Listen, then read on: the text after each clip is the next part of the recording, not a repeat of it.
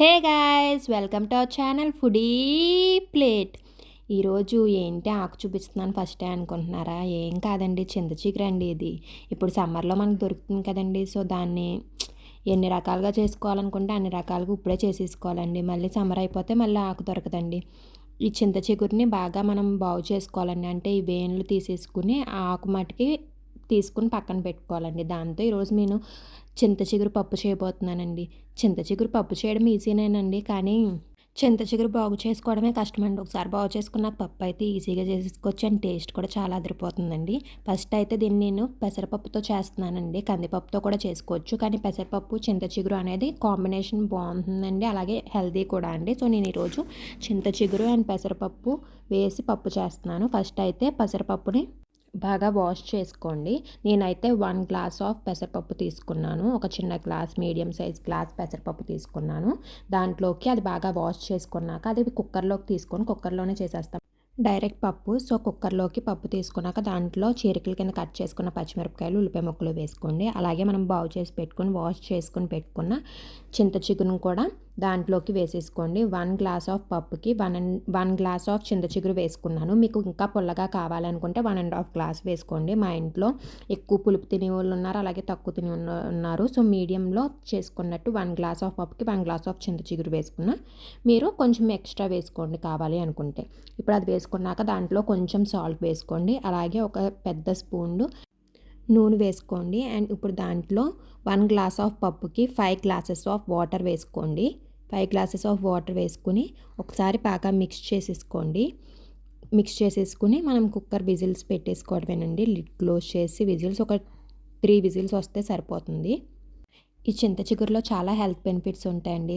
దీంట్లో ఫైబర్ అలాగే vitamin C చాలా ఎక్కువ ఉంటాయి. సో విటమిన్ సి వల్ల కూడా మనకి చాలా హెల్త్ బెనిఫిట్స్ ఉంటాయి కదండి. అలాగే ఈ చింత చిగురు తినడం వల్ల చిన్నపిల్లలకి నులుపురుగులు ఉంటాయి కదండి, అవి కూడా తగ్గుతాయండి. సో చిన్నపిల్లలకి మాత్రం తప్పనిసరిగా పెట్టండి. పిల్లలకనే కాదు పెద్దవాళ్ళకి కూడా చాలా మంచిదనమాట ఇది. అందుకే సీజన్లో వచ్చే ఏదైనా సరే మంచిది అంటారుగా.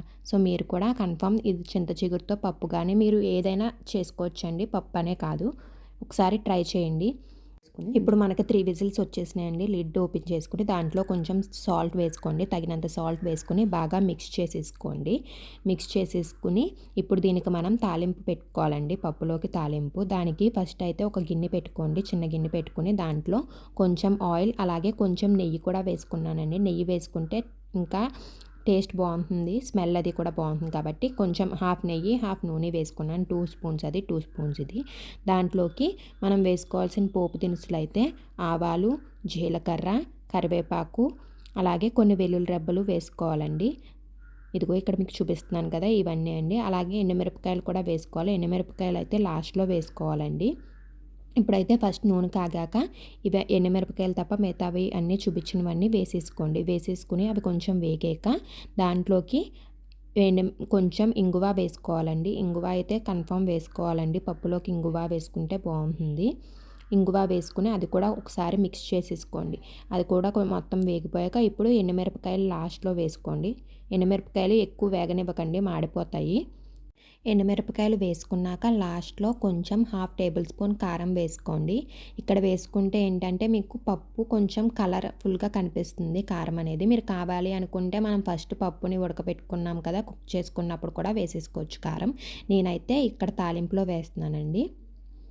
ఇప్పుడు తాలింపు మొత్తం అయిపోయాక ఇప్పుడు మనం ఈ తాలింపుని దాంట్లోకి పప్పులోకి వేసేసుకుని బాగా మిక్స్ చేసేసుకోవాలండి. అంతేనండి, చింత చిగురు పప్పు అయితే రెడీ. ఈ చింత చిగురు పప్పు రైస్లోకి అలాగే చపాతీ పుల్కాల్లోకి కూడా చాలా టేస్టీగా ఉంటుందండి. ఈ వీడియో కనుక మీకు నచ్చినట్లయితే లైక్ చేయండి, షేర్ చేయండి, అలాగే కామెంట్ చేయండి. ఏంటండి ఇంకా మా ఛానల్ని సబ్స్క్రైబ్ చేసుకోలేదు? సబ్స్క్రైబ్ చేసుకోకపోతే వెంటనే వెళ్ళి సబ్స్క్రైబ్ చేసుకుని పక్కనున్న బెల్ ఐకాన్ క్లిక్ చేసి ఆల్లో పెట్టుకోండి. అప్పుడు మేము వీడియో పెట్టగానే మీకు నోటిఫికేషన్ వస్తుంది. Thank you for watching. See you in next video with a new recipe.